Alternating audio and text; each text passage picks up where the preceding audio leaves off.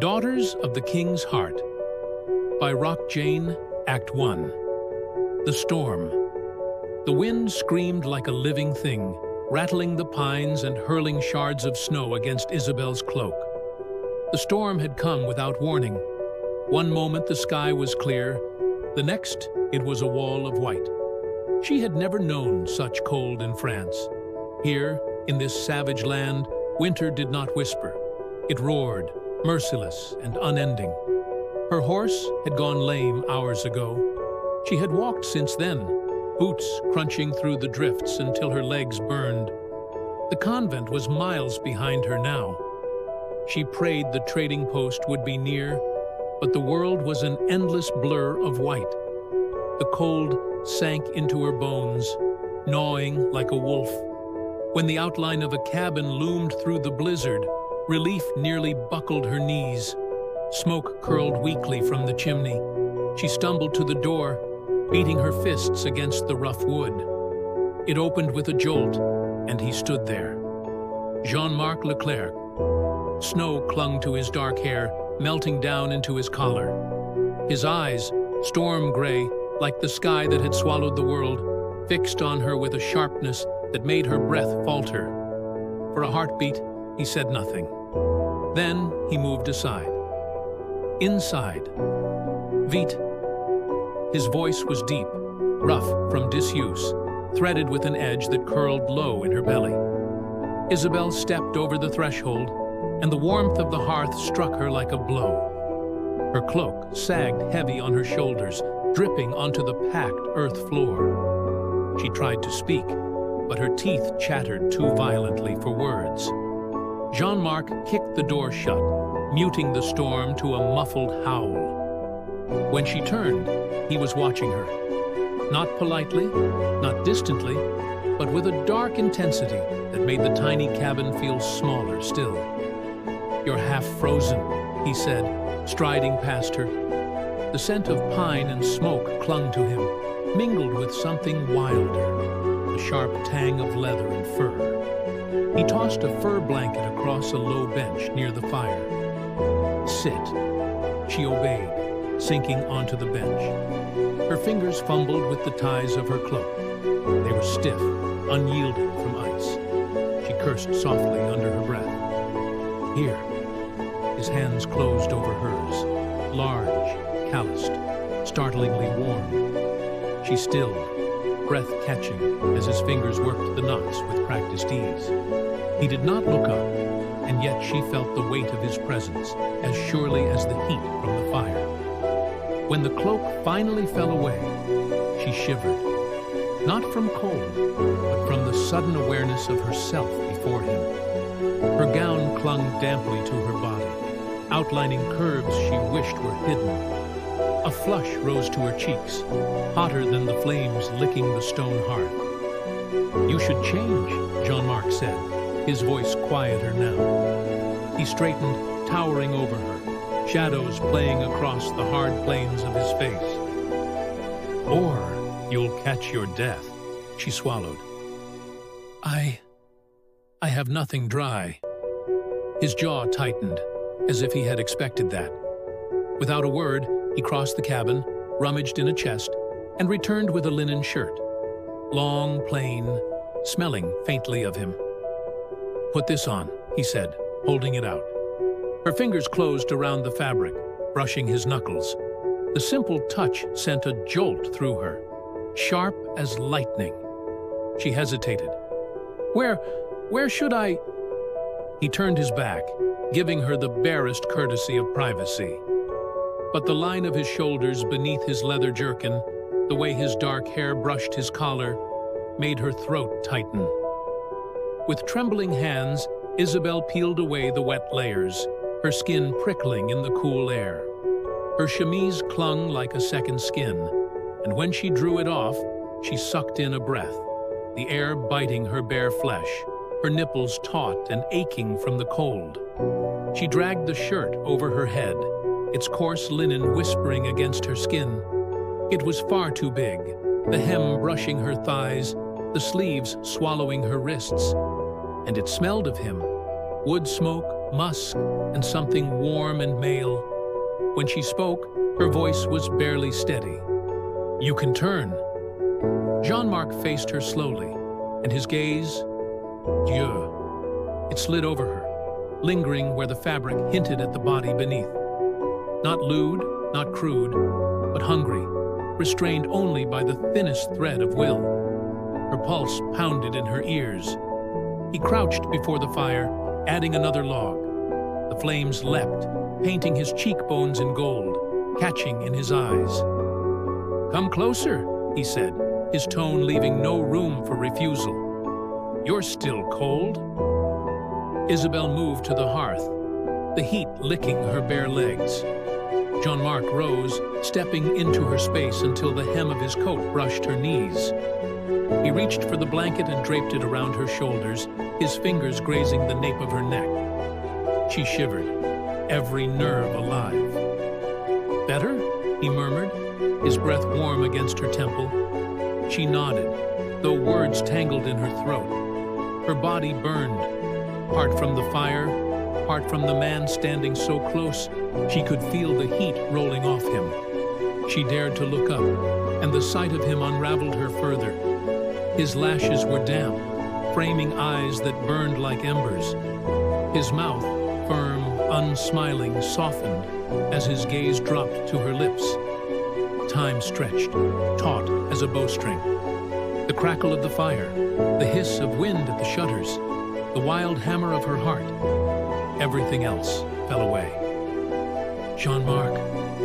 Her whisper was a confession, a plea. His hand lifted, slow as smoke, and brushed a curl from her cheek. His knuckles lingered, tracing the line of her jaw.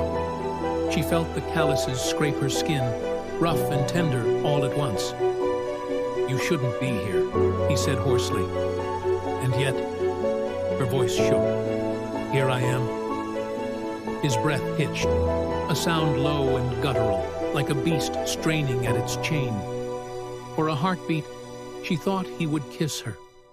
Her lips parted, her body leaning into the gravity of him. But he stepped back, dragging a hand through his hair, as if the distance were a wound he forced upon himself. "The storm will pass by morning," he said, his voice ragged. "You can return then." Isabelle sank onto the bench, clutching the blanket tight, though no wool could shield her from the chill his retreat left behind. Yet in the silence, broken only by the fire and the storm, she knew this night was far from over. Act 2. The fever and the fire. The storm did not ease. If anything, it grew wilder as night fell, its fury rattling the shutters and howling down the chimney like a spirit unbound. The cabin shook with every gust, the wind keening like a banshee across the frozen wilderness. Jean-Marc moved with quiet efficiency, stripping off his heavy coat, hanging it by the hearth to steam. Isabelle tried not to stare as he unbuckled the leather jerkin beneath, his fingers deft despite their size. He shed the garment, then the linen beneath, until he stood in only his breeches, skin gleaming with melted snow. Her breath caught. She had known men's bodies only in glimpses, carved into marble saints in churches, chiseled by the hands of sculptors. This was no cold statue. This was flesh, alive and breathing, corded with muscle. A map of scars etched across bronzed skin. A pale slash traced his shoulder. Another marred his ribs. Her fingers twitched against the blanket, aching to follow those lines, to learn their stories. He caught her looking. His mouth curved, not in a smile, but in something darker, edged with challenge. Slowly, deliberately, he turned to tend the fire, his back to her. The play of sinew beneath his skin, the ripple of his shoulders as he reached for another log, made her mouth dry. Isabelle dragged her gaze away, fixing it on the flames. Her pulse throbbed everywhere, her throat, her wrists, low in her belly, where heat pooled like molten gold. Mon Dieu! What was wrong with her? She was a fille du roi, sworn to chastity until marriage. And yet, here she sat, in a trapper's cabin, half naked beneath his shirt, drowning in thoughts that would damn her soul. When he returned to the hearth, his movements had lost some of their precision. She frowned. His breath came harsher now, his skin sheened with more than melted snow. "Jean-Marc?" he grunted, tossing the log onto the flames. It clattered, scattering sparks. "You're ill," she said softly. "I'm fine." The words were clipped, but the effort cost him. Sweat gleamed at his temple, darkening his hair. He swayed, barely catching the mantle for balance. Isabelle was on her feet before thought could stop her. She touched his arm. Hot. Far too hot. Alarm flared in her chest. "You have a fever. It will pass." But when he tried to straighten, his knees buckled. She caught him, the sheer weight of him staggering her back against the bench. "Dieu," she whispered, lowering him as best she could to the furs by the fire. His body shuddered, the tremor rolling through muscle like a taut bowstring. "Jean-Marc, you must lie still." He cursed softly in French, words roughened by fever. Isabelle pressed a hand to his brow, searing. Her heart lurched. If he burned like this all night, he could die before the storm broke. She moved quickly, finding a cloth, dipping it in the bucket near the door. When she wrung it out, her hands shook. She knelt beside him, pressing the cool linen to his forehead. His lashes fluttered, his eyes slitting open, storm gray, glazed with pain, yet still burning when they found her. "Isabelle." His voice was a rasp, broken, but her name on his lips was a caress, sinful in its intimacy. "Shh." She smoothed the cloth over his temple, down the rough line of his jaw. His stubble rasped against her fingertips, a sensation that arrowed straight to her core. He shifted, restless, and the blanket fell aside. Her breath faltered. His chest was bare, rising and falling with harsh breaths, sweat trailing down the carved plains. She had seen men unclothed before, in paintings, in fleeting glimpses when laundry hung in the convent courtyard, but never like this, never so close, never so alive. "Dieu." The whisper escaped her before she could stop it. Jean-Marc's lips curved faintly, though his eyes stayed closed. "Not God," he murmured, "just a man." Heat flooded her face. She dragged the blanket higher, though her fingers lingered longer than they should. "A man who will die if you do not let me help you." His lids lifted, heavy with fever, and something else. His gaze locked on her mouth, then lower, to where his shirt clung to her damp skin. The look in his eyes made her thighs press together instinctively. "Why are you here?" he asked, his voice raw as silk, dangerous even in weakness. "I was sent to the outpost," she said, her words tumbling over themselves, "to deliver a message. The storm. I do not mean that."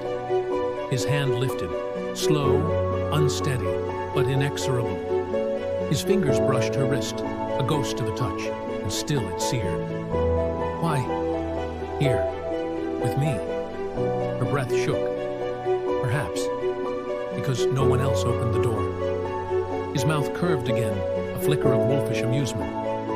"Foolish girl." The words should have stung. Instead, they curled low in her belly, tight and hot. He sank back, eyes closing. Isabelle wrung the cloth again, laid it against his chest this time, watching the droplets trail over muscle, down to where the blanket barely covered his hips. Her throat worked as she followed one bead of water with her eyes, imagining the taste of his skin, the rasp of his breath against her ear. "Stop staring, little dove." His voice was a murmur, but it dragged her gaze to his face. His lips curved, though his eyes stayed shut. "I can feel it." Heat scorched her cheeks. "I am not." "You are." His smile deepened, wicked despite the fever. and God help me, I would let you." The admission hung between them, heavy as the storm outside. Isabelle's heart thundered, her breath coming quick. She should pull back. She should pray. She should run. Instead, she dipped the cloth again, wrung it slow, watching the water drip like molten silver, and thought of nothing but the man before her. Wild and beautiful, and burning in ways that had nothing to do with fever. She leaned closer, her hand trembling as she brushed damp hair from his brow. His lashes lifted, and for an instant, the fever cleared, leaving his eyes sharp, hungry. "If I were not dying," he said softly, "I would kiss you now." Her breath hitched. "And if you were?" The silence that followed was not silence at all. It was the roar of blood in her ears, the crackle of fire, the wind clawing at the walls like a beast denied. Jean-Marc's hand slid from his chest, catching her wrist. His grip was weak, yet it pinned her as surely as iron. He drew her hand to his mouth, his lips brushing her knuckles, a kiss so light it burned. Isabelle froze, her pulse a frantic drum. His breath was hot on her skin, his voice a rasp against her flesh. "Go to sleep, little dove," he murmured. "Before I forget, I am a good man." Her lungs forgot to work.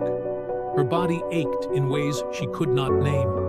She stayed there long after his hand fell away, watching the rise and fall of his chest, the storm raging outside while a fiercer storm broke loose inside her.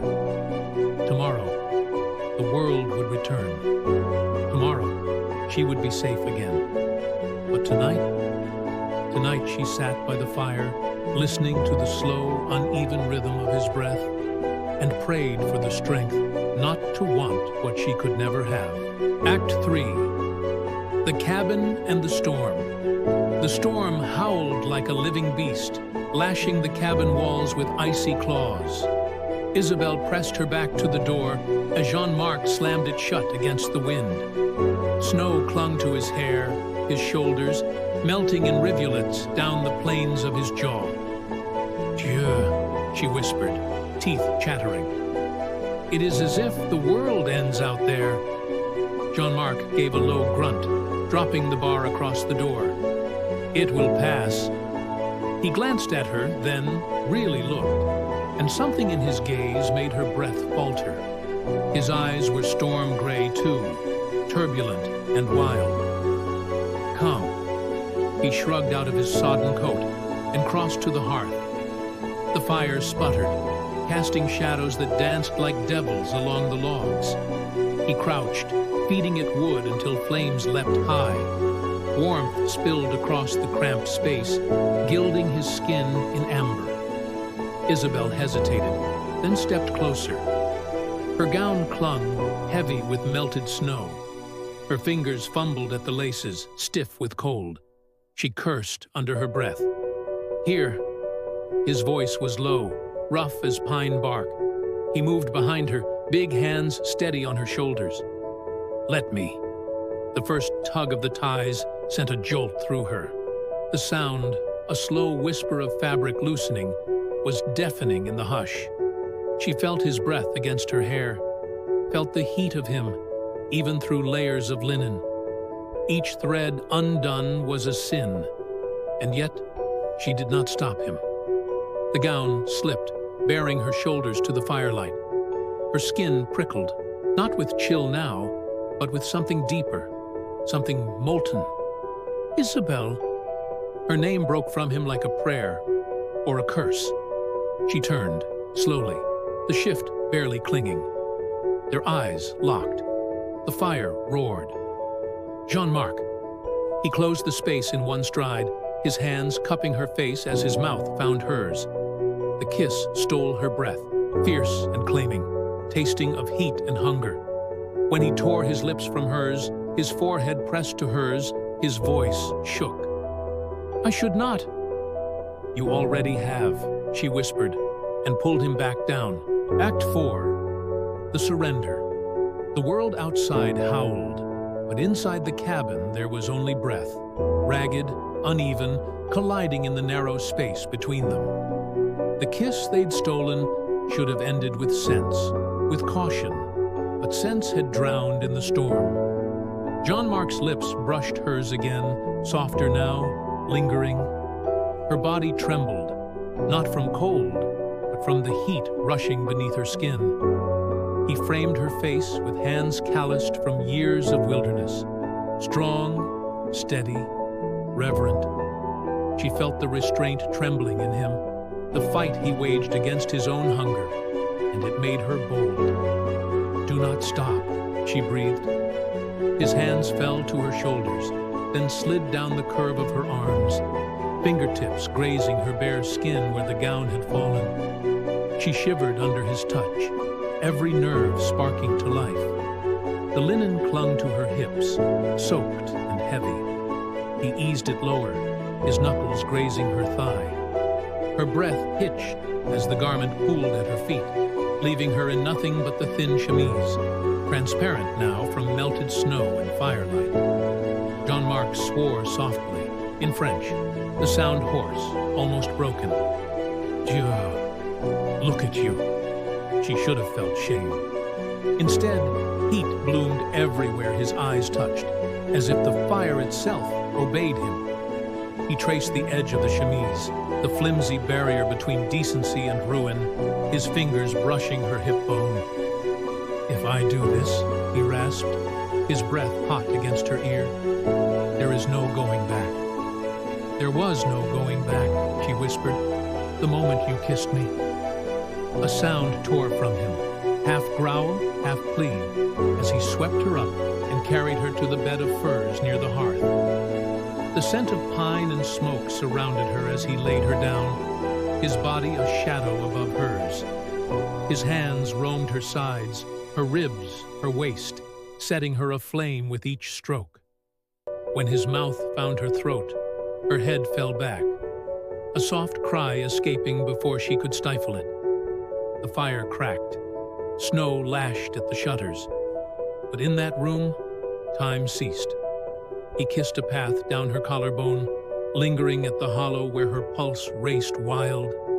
His tongue traced her skin, warm against the chill that still clung to her.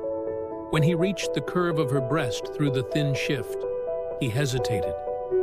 A breath, a heartbeat, and then his lips closed over the fabric, his teeth grazing lightly.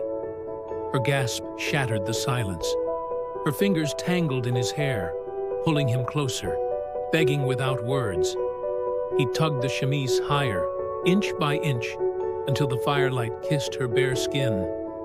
His palms cupped her, reverent yet hungry, and her body arched to meet him. "Jean-Marc." Her voice was a tremor, a prayer. He lifted his head, eyes dark as the storm beyond the walls. "Say it again." "Jean-Marc," she whispered, and in that sound was surrender. His mouth claimed hers once more, no restraint now, no distance. His weight pressed her into the furs, solid and warm, as his hands slid lower, exploring the shape of her hips, the softness of her thighs. When his fingers brushed higher, she gasped into his kiss, heat spiraling through her like wildfire. Her nails raked lightly down his back, feeling the ripple of muscle, the raw power barely contained. He broke from her lips, chest heaving, his voice rough. "Tell me to stop." "Never!" With a groan, he tore the last barrier away, and she lay bare before him, a goddess in firelight. For a heartbeat, he stilled, eyes devouring her as though to memorize every line, every shadow. Then he bent, mouth trailing over her stomach, her hip, her inner thigh, feather-light kisses that made her tremble and twist beneath him, helpless against the tide of sensation. "Dieu," he murmured against her skin, "you will be the death of me." She would have answered, but words dissolved into a cry as his mouth found her most tender place. The world exploded. Heat, pressure, pleasure curling through her until she thought she might shatter. Her fingers clutched his shoulders, then his hair, as wave after wave broke over her. When she could breathe again, he rose above her, his face fierce with desire. "I need you," he ground out, and the truth of it, raw, aching, made her heart clench. She reached for him, guiding him down, their bodies aligning in a perfect, sinful fit. The first thrust stole her breath, her soul, her very reason. She clung to him as he moved within her, each stroke deeper than the last, until there was no her, no him, only fire, only rhythm, only the storm pounding outside, and the greater one raging between them. His name was a litany on her lips. His mouth sought hers again and again, as if they could drink each other in, as if they could make this night infinite. When release tore through them, blinding, consuming, they fell together, tangled in heat and sweat, the furs damp beneath them. For a long time, there was only the crackle of flames and the slow, shared breaths of two who had crossed a line they could never uncross. Jean-Marc pressed his forehead to hers, his voice ragged. "Isabelle, mon cœur, what have we done?" She cupped his face, her fingers tender against the stubble.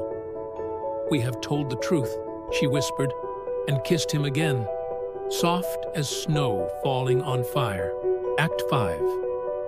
The morning after dawn crept slowly, silver light pressing through the cracks in the shutters. The storm had passed, leaving the world muffled and white. Inside the cabin, the fire burned low, casting the room in an amber glow. Isabelle stirred against the warmth that wrapped around her. It was not the furs, nor the hearth. It was him. Jean-Marc's arm lay heavy across her waist, anchoring her to a reality that still felt like a dream.